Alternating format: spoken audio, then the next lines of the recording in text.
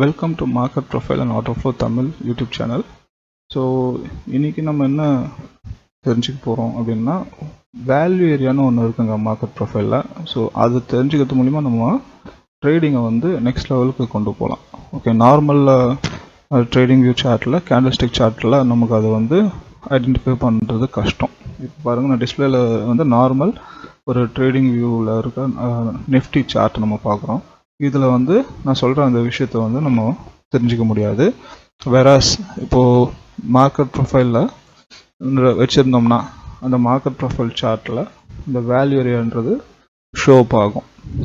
இப்போ உங்களுக்கு தெரிகிற இந்த ஷேடட் ஆயிருக்குல்ல, இந்த ஜோனு தான் வேல்யூ ஏரியா அப்படின்ட்டு சொல்லுவாங்க.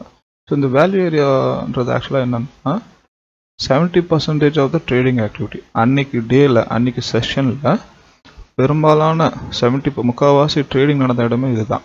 இந்த இடத்துல தான் பையிங் நடந்திருக்கு, இந்த இடத்துல தான் செல்லிங் நடந்திருக்கு. ஸோ இந்த ப்ரைஸை வந்து அக்செப்ட் பண்ணியிருக்காங்க ட்ரேடர்ஸ்.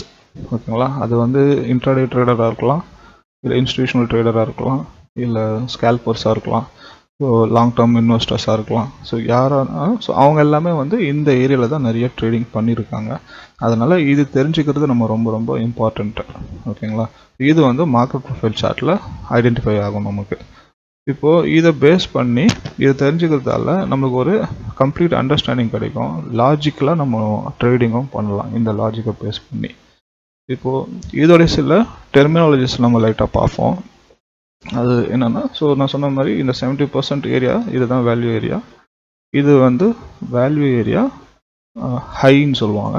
ஸோ 70% ட்ரேடிங் நடந்தாலும் அந்த வேல்யூ ஏரியா கொஞ்சம் ஹையான ப்ரைஸ் வந்து இது வந்து வேல்யூ ஏரியா லோ. இது வந்து value area low. So suppose வந்து ப்ரைஸ் வந்து இங்கே ட்ரேட் ஆகிட்டு இருக்கு வச்சுக்கோங்களேன், இப்படி பை செல் ப்ரைஸ் இப்படி வருது. இந்த வேல்யூ ஏரியா ஹையில் வந்து செல்லர்ஸ் இருப்பாங்க. இப்போது இங்கே நிறைய செல்லர்ஸ் இருப்பாங்க. இந்த ப்ரைஸ் இங்கே வரும்போது இந்த செல்லர்ஸ் என்ன பண்ணுவாங்க, செல்லர்ஸ்னால் என்னது, இந்த இடத்துல செல் பண்ணி வச்சுருப்பாங்க. ஒன்ஸ் மார்க்கெட் வந்து இப்போ இதுக்கு மேலே போச்சுன்னா அந்த செல்லர்ஸ் லாஸ் ஆகிடுவாங்க. அதனால் என்ன பண்ணுவாங்க, அவங்க அதை டிஃபெண்ட் பண்ணுறதுக்காக ப்ரைஸ் இங்கே வரும்போது வேல்யூ ஏரியா ஹைக்கிட்ட வரும்போது செல்லர்ஸ் இருக்கிறவங்க என்ன பண்ணுவாங்க, மறுபடியும் செல் பண்ணி விடுவாங்க, ப்ரைஸை வந்து புஷ் பண்ணி கீழே தள்ளுவாங்க. இந்த ஆக்டிவிட்டி பேர் தான் என்னன்னா ரெஸ்பான்ஸ் ஆக்டிவிட்டின்னு சொல்லுவாங்க. Response activity R responsive selling. அதே மாதிரி ப்ரைஸ் வந்து இங்கே ஓப்பன் ஆகிட்டு அப்படியே வந்து கொஞ்சம் கொஞ்சமாக வந்து இந்த இடத்துக்கு வருது வச்சுக்கோங்களேன். இந்த வேல்யூ ஏரியா லோ கிட்ட வரும்போது இங்கே வந்து நிறைய பையர்ஸ் இருப்பாங்க. பைனா கம்மியான ப்ரைஸில் பை பண்ணி அதை இப்போ இந்த இடத்துல பை பண்ணவங்களுக்கு மார்க்கெட்டு மேலே போச்சுன்னா அவங்களுக்கு ப்ராஃபிட், ரைட்டா? ஸோ அப்போது பையர்ஸ் இங்கே கம்மியாக வந்து பை பண்ணி வச்சுருந்தவங்க கிட்ட ப்ரைஸ் வருது, அதுக்கு கீழே போச்சுன்னா அவங்களுக்கு லாஸ். ஸோ அப்போ இந்த பையர்ஸ் என்ன பண்ணுவாங்க, ப்ரைஸ் வந்து மறுபடியும் கம்மியாகும்போது இந்த இடத்துல வந்து அவங்க பை பண்ணுவாங்க. இது பேர் என்னன்னா ரெஸ்பான்சிவ் பையிங். இது வந்து ரெஸ்பான்சிவ் பையிங். ஸோ இவங்க வந்து பை பண்ணுவாங்க. ஸோ இந்த வேல்யூ ஏரியா வேல்யூ ஏரியாவை தெரிஞ்சுக்கிறதுனால அந்த லோவில் வரும்போது ஹை வரும்போது நம்ம அதுக்கேற்ற மாதிரி ரியாக்ட் பண்ணலாம். ஸோ இது எப்படி வந்து இங்கே வந்தாலே பிளைண்டாக நம்ம பை பண்ணணும்னு கிடையாது. அதுக்கு தான் நமக்கு என்ன இருக்குன்னா ஆர்டர் ஃப்ளோ இருக்குது.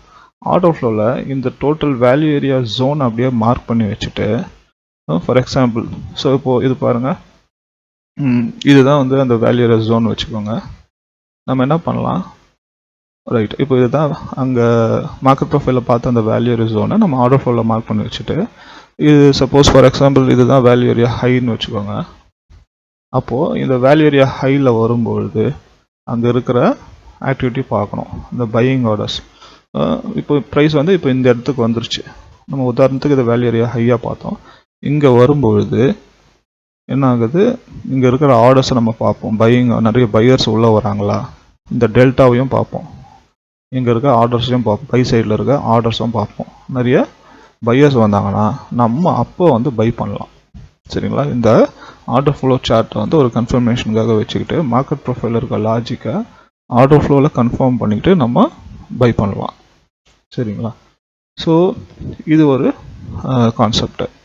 நெக்ஸ்ட் வந்து சில நேரங்கள் என்ன ஆகும், ப்ரைஸ் வந்து இங்கே ஓப்பன் ஆகி அப்படியே ட்ரேட் ஆகிட்டு இங்கே வந்து இங்கே பிரேக் அவுட் ஆகும், இப்படி போகும், இந்த பிரேக் அவுட் நடக்கும். ஸோ இது வந்து ப்ரைஸ் ஏற்கனவே ஹையாக இருக்குது, இது வேல்யூ ஏரியா ஹை சொல்கிறோம், ப்ரைஸ் ஏற்கனவே ஹையாக இருக்குது. இந்த இடத்துலையே வந்து யார் பை பண்ணுவாங்க பார்த்தீங்கன்னா இன்ஸ்டிடியூஷன் தான் இந்த இடத்துல பை பண்ணுவாங்க.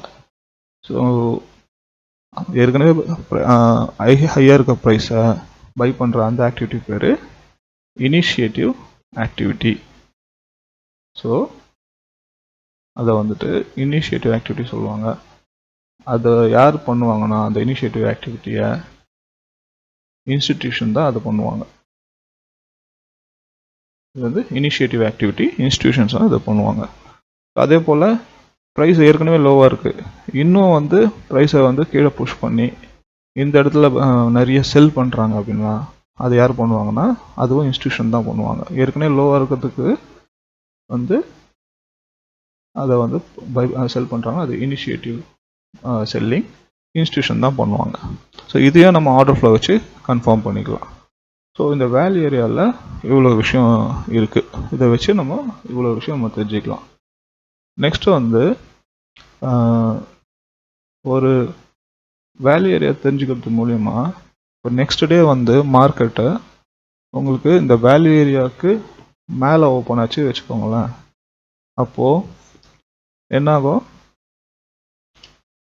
இது வந்து இம்பேலன்ஸ்டு ஓப்பன் சொல்லுவாங்க. இந்த இதில் ஃபேர் ப்ரைஸ் அன்ஃபேர் ப்ரைஸ்னு சொல்லுவாங்க. அதாவது இந்த இடத்துல ப்ரைஸை வந்து வேல்யூ ஏரியாக்குள்ளே அக்செப்ட் பண்ணிக்கிறாங்களோ அதை ஃபேர் ப்ரைஸ்னு சொல்லுவாங்க, வெளியே ஓப்பன் ஆச்சு அது அன்ஃபேர் ப்ரைஸ்னு சொல்லுவாங்க. சரிங்களா? இப்போது மார்க்கெட் வந்து நெக்ஸ்ட் டே இங்கே ஓப்பன் ஆச்சுன்னா இங்கே இருக்கிற பையர்ஸ் எல்லாம் ப்ராஃபிட்டில் இருப்பாங்க ஆல்ரெடி. இப்போ சப்போஸ் இங்கே இருக்கவங்களாம் பையர்ஸ், இங்கே ஓப்பன் ஆச்சுன்னா அப்படின்னாவும் இங்கே பை பண்ணவங்களாம் ப்ராஃபிட்டில் இருப்பாங்க. சப்போஸ் இங்கே ஓப்பன் ஆகி வந்து ப்ரைஸ் இப்படி உள்ள கீழே வந்துடுது வச்சுக்கோங்க, இந்த வேல்யூ ஏரியாக்குள்ளே ப்ரீவியஸ் டேவோட வேல்யூ ஏரியாக்குள்ளே வந்துச்சுன்னா இந்த பையர்ஸ் என்ன பண்ணுவாங்க, அவங்க லாஸ் ஆக விரும்ப மாட்டாங்க, மறுபடியும் அவங்க இங்கே பை பண்ணுவாங்க, அப்போது இது மேலே போகும். ஸோ இது ஒரு ஸ்ட்ராட்டஜி மாதிரி யூஸ் பண்ணலாம். பட் இதில் லாஜிக் இருக்குது. ஏன்னா இங்கே இருக்க நமக்கு தெரிஞ்சிருச்சு மார்க்கெட் ப்ரொஃபைல் வந்து இங்கே நிறைய ஆக்டிவிட்டி நடந்திருக்குன்னு காட்டியிருக்கு. ஸோ அப்போ இங்கே இருக்கவங்க பையர் தான்றதை எப்போ தெரிஞ்சுக்கலாம், மேலே ஓப்பன் ஆகும்போது மோஸ்ட்லி பையர் இருந்திருக்காங்கன்றதை நம்ம தெரிஞ்சுக்கலாம். At the same time suppose buyer இருந்தாங்கன்னா அவங்க பொசிஷனை டிஃபெண்ட் பண்ணுவாங்க, ப்ரைஸ் இங்கே வரும்போது மறுபடியும் புஷ் பண்ணுவாங்க, மறுபடியும் பை பண்ணி புஷ் பண்ணுவாங்க. இதை நம்ம வந்து ஸ்ட்ராட்டஜியாகவும் இதை பேஸ் பண்ணியும் ட்ரேட் பண்ணலாம். ரைட்டா? ஸோ நெக்ஸ்ட்டு சப்போஸ் இப்போ நெக்ஸ்ட் டே வந்து ப்ரைஸ் இந்த வேல்யூ ஏரியாவுக்கு உள்ளேயே ஓப்பன் ஆகிடுச்சு வச்சுக்கோங்களேன். அப்போ என்ன ஆகும்னா நம்ம ஏற்கனவே பார்த்த மாதிரி இந்த வேல்யூ ஏரியா ஹை வரும்போது அந்த ரெஸ்பான்சிவ் ஆக்டிவிட்டி நடக்கும்.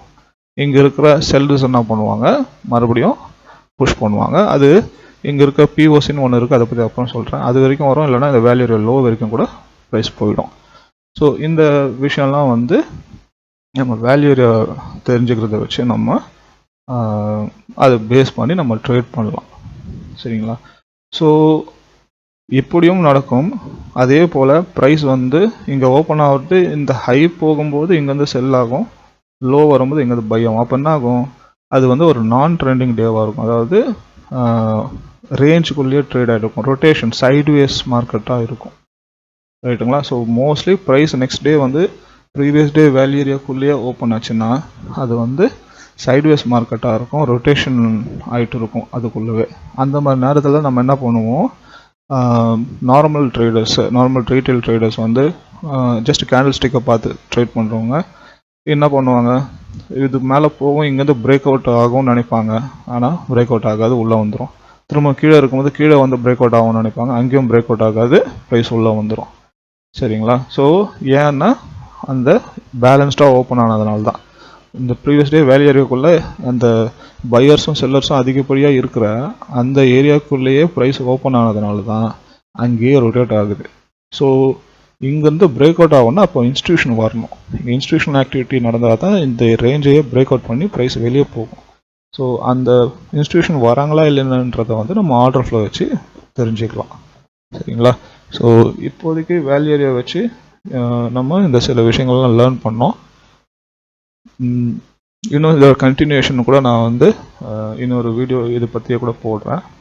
ஸோ வாட்ச் பண்ண எல்லாருக்கும் ரொம்ப நன்றி. லைக் பண்ணுங்கள், சப்ஸ்கிரைப் பண்ணுங்கள், ஷேர் பண்ணுங்கள். தேங்க்யூ.